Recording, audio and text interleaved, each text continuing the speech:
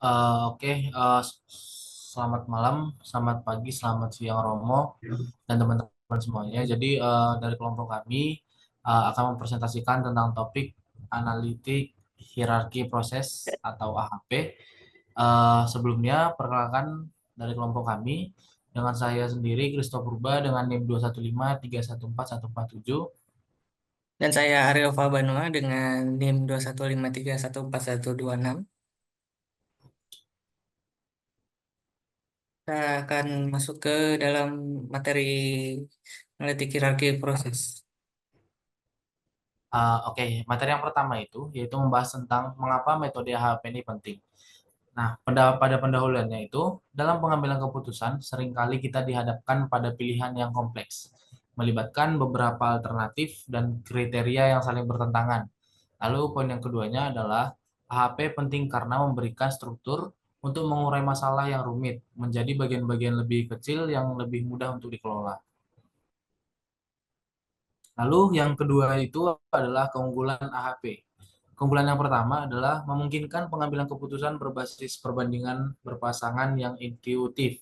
Lalu yang kedua, bobot kriteria dan alternatif dihitung secara kuantitatif, membuat hasil lebih objektif. Lalu poin yang ketiga itu cocok digunakan untuk di situasi dimanapun dalam pengambilan keputusan harus transparan dan dapat ditinjau ulang. Lalu pada bagian B, apa gagasan pokok AHP tersebut? Definisi HP adalah metode pengambilan keputusan yang menguraikan masalah menjadi hierarki dengan membandingkan kriteria dan alternatif secara berpasangan. Lalu yang kedua itu prinsip utama. Hierarki masalah yang dipecahkan menjadi tujuan, kriteria, dan alternatif.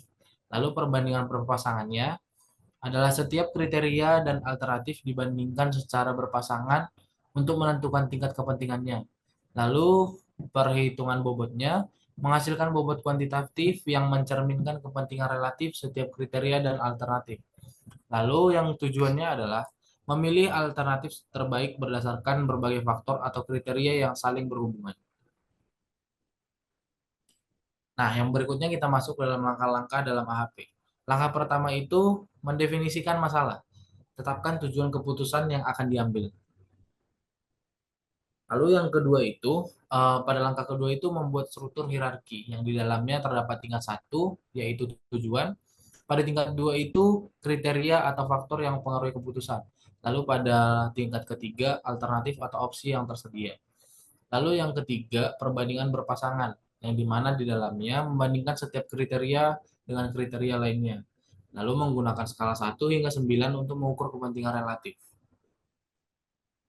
Lalu pada langkah keempat, menghitung bobot, yaitu dengan normalisasi matriks dan hitung bobot untuk setiap kriteria dan alternatif. Lalu pada langkah terakhir atau langkah kelima itu menentukan alternatif terbaik.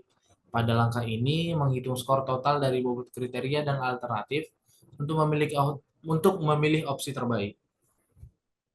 Baik, kita masuk ke dalam studi kasus. Di sini studi kasusnya adalah pemilihan smartphone terbaik.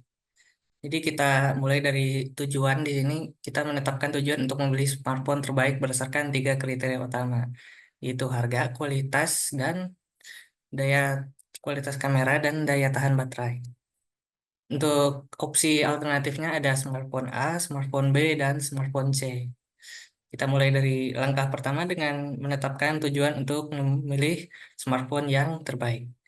Kemudian kita memiliki kriteria ada tiga, yaitu harga, ada kualitas kamera, dan daya tahan baterai.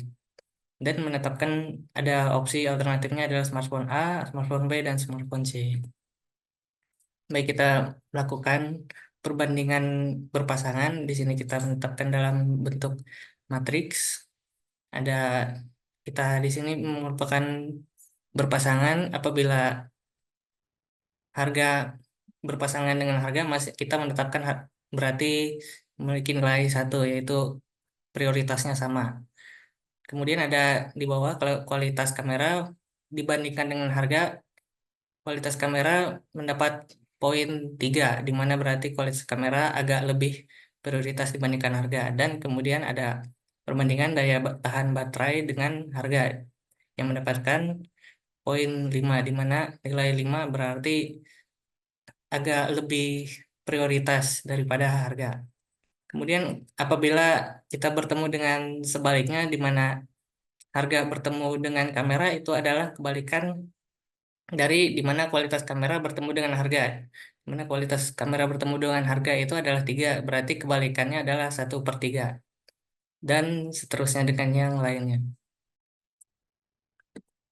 Dan kita mulai mencari bobot kriterianya, di mana kita menguraikannya ada geometric mean di sini, di mana geometric mean didapat dari perkalian baris kriteria, dipangkatkan dengan 1/banyaknya kriteria, di mana sebagai contoh di baris harga ada 1 × 0,03 dikali 0,2 pangkat 1/3. Maka kita mendapatkan geometric mean untuk harga, dan seterusnya. Kemudian untuk mendapatkan total, total merupakan penjumlahan dari geometric mean.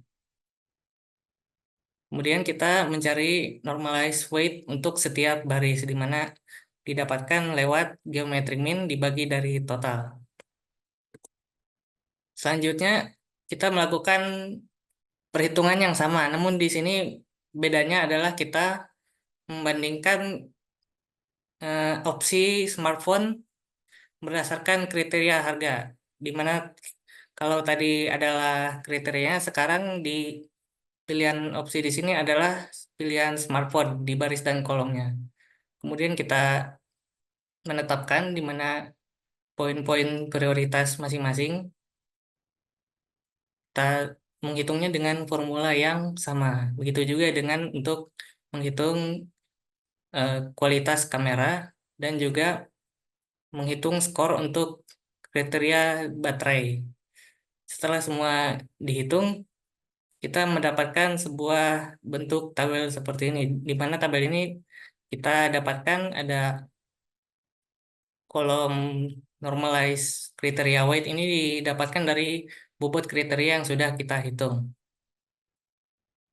Kemudian untuk normalize alternative score, ini kita dapatkan dari perbandingan yang sudah kita hitung tadi. Kemudian kita pindahkan untuk masing-masing smartphone. Kemudian kita mulai hitung untuk mencari total skornya, di mana total score didapatkan dari normalized criteria weight dikalikan dengan normalized alternative score.